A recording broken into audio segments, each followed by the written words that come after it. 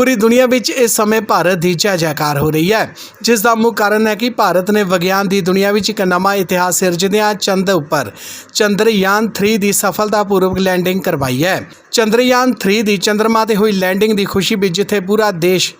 झूम रहा है, उत्थे ही फगवाड़ा विखे भी भाजपा वर्करां विच खुशी की लहर है। भाजपा वर्करां वालों इस खुशी विच गोल चौंक विखे लड्डू वंड के इस खुशी नूं साझा किया गया। इस मौके भाजपा आगुआं ने जिथे देशवासियों नूं चंद्रयान 3 की सफलतापूर्वक लैंडिंग होने ते वधाई दी, उत्थे ही उन्होंने कहा कि इस विच देश के प्रधानमंत्री नरेंद्र मोदी का भी विशेष योगदान है, जिन्हां दी प्रेरणा सदका ही इसरो के विज्ञानियों ने यह कारनामा किया है। उन्होंने कहा कि सानू सारिਆਂ नूं देश की तरक्की विच प्रधानमंत्री नरेंद्र मोदी का साथ देना चाहिए है।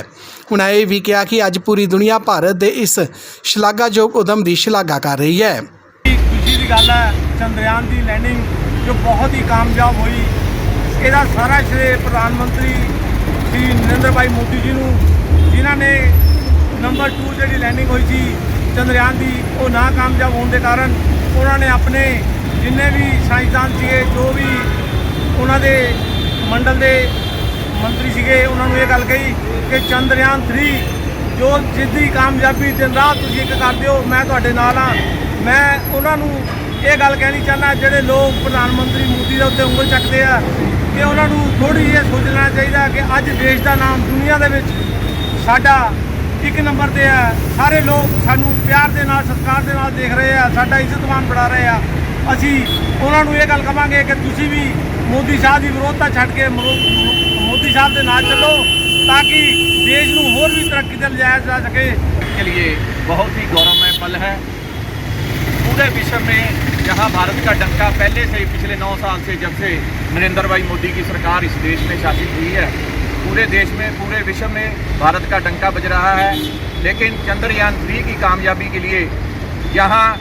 इसरो के वैज्ञानिकों को मैं बहुत बहुत बहुत बहुत बधाई देना चाहता हूँ। वहीं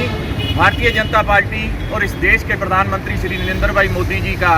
जो योगदान, जो उनका हौसला, जो उनकी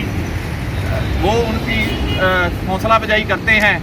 उससे वैज्ञानिकों को और देश के सैनिकों को, देश के किसानों को जय जवान जय विज्ञान जय किसान की जो लहर इस देश में चली है, वो आगे भी इसी तरह से निरंतर इस देश की तरक्की, इस देश की उन्नति और देश के विकास के लिए ऐसे ही चलती रहेगी।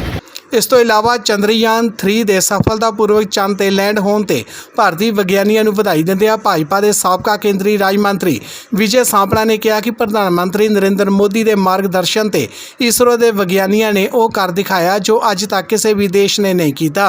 उन्होंने भी समूह देशवासियों को चंद्रयान 3 के सफलतापूर्वक लैंड करने ते बधाई दी। चंद्रयान 3 की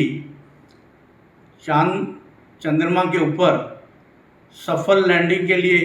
जहाँ मैं पूरे देशवासियों को बधाई देता हूँ, वहीं इसरो की सारी टीम को और देश के प्रधानमंत्री नरेंद्र मोदी जी को बहुत बहुत बधाई देता हूँ, जिन्होंने पूरे विश्व में एक इतिहास रच दिया।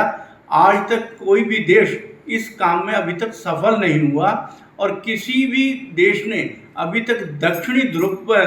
लैंडिंग की अभी तक कोशिश भी नहीं की और सभी दूसरी तरफ ही लगे रहे, मगर हिंदुस्तान ने ये ऐसा करके अपने आप में एक इतिहास रच दिया। और मैं पूरे